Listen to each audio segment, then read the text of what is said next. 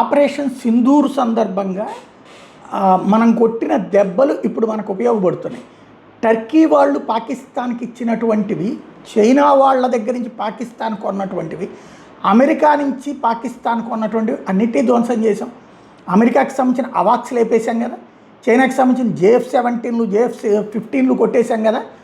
అలాగే టర్కీకి సంబంధించినటువంటి air defence systems, టర్కీకి సంబంధించినటువంటి మిస్సైళ్ళని ధ్వంసం చేసాం. అవి మన దేశం మీద ప్రయోగించడానికి ప్రయత్నించినటువంటి వాటిని దారిలోని తుత్తునీయలు చేసాం. ఇది ఇండియా ఆపరేషన్ సింధూర్లో సాధించిన విజయం. 3 దేశాలకు సంబంధించిన అత్యున్నత నెంబర్ 1, నెంబర్ 2 దేశాలతో పాటుగా వాళ్ళతో అంటకాగేటటువంటి టర్కీకి కూడా దెబ్బకొట్టాం. ఇప్పుడు టర్కీ శత్రువులైనటువంటి గ్రీసు, సైప్రస్ భారతదేశపు ఆయుధాలు అడుగుతున్నాయి, భారతదేశపు ఆయుధాలు కొంటున్నాయి. పాకిస్తాన్ బేసుల్ని దెబ్బతీసినటువంటి మన బ్రహ్మోస్లు, ఆకాష్ ఎయిర్ డిఫెన్స్ సిస్టమ్స్ ఇప్పుడు వాళ్ళు కోరుతున్నారన్నమాట.